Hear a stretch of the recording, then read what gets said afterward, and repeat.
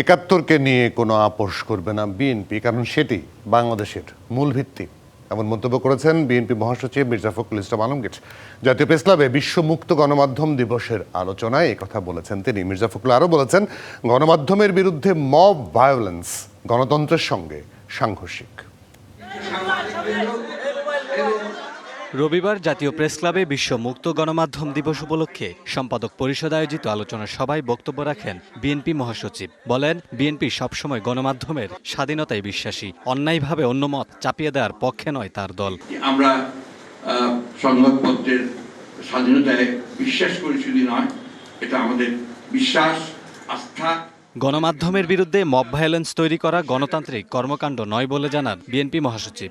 BNP হিসাবে আমি একটা কথা খুব জোর দিয়ে বলতে চাই যে আমার দলই তো প্রথম যারা সংবাদপত্রের স্বাধীনতাকে ওপেন করেছিল। সংবাদ প্রতিষ্ঠানকে উড়িয়ে দেওয়া, তার প্রতি আপনার মব জাস্টিস প্রয়োগ করার চেষ্টা করা, এগুলোকে অবশ্য আমরা আমাদের সেই পুরনো মানুষেরা আমরা গণতন্ত্রের মানদণ্ড হিসেবে দেখতে পারি না। অনুষ্ঠানে নাগরিক ঐক্যের সভাপতি বিগত সরকারের আমলে ডিজিটাল নিরাপত্তা আইনে হওয়া মামলা প্রত্যাহার না হওয়ায় উদ্বেগ প্রকাশ করেন। আর জাতীয় নাগরিক পার্টির আহ্বায়ক রাজনৈতিক দলগুলোর সাথে গণমাধ্যমের সম্পর্ক আরও ইতিবাচক হবে বলে প্রত্যাশার কথা জানান।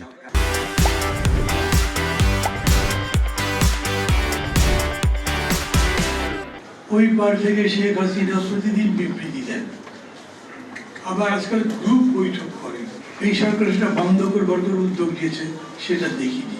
এখন পর্যন্ত ডিজিটাল সিকিউরিটি অ্যাক্টে সাংবাদিকদের বিরুদ্ধে, মিডিয়া কর্মীদের বিরুদ্ধে যত মামলা করা হয়েছিল, সেই মামলাগুলো তো আছে এখন পর্যন্ত। মিডিয়া এবং ফ্যাসিজমের সম্পর্ক আসলে বিগত সময়গুলো কি ছিল, মিডিয়ার ভিতরে যে ফ্যাসিজম প্রবেশ করেছে সেখান থেকে মিডিয়াকে আমরা কিভাবে বের করতে পারবো, সে বিষয়ে আসলে আমাদের স্পষ্ট রূপরেখা প্রয়োজন। অনুষ্ঠানে বিভিন্ন রাজনৈতিক দলের নেতা ছাড়াও বিভিন্ন সংবাদ মাধ্যমের সম্পাদকরা বক্তব্য রাখেন। আমাদের মধ্যে যে অনৈক্য, বিভাজন আমাদের সবচেয়ে বেশি ক্ষতি করছে। এই অবস্থায় আমি আশা করব পত্রিকায় ইদানিং আবার টেলিভিশনে যে বিভেদ সৃষ্টি হয়েছে, এটা অবিলম্বে বন্ধ হওয়া উচিত। Kamrul Hasan, DBC news, Dhaka.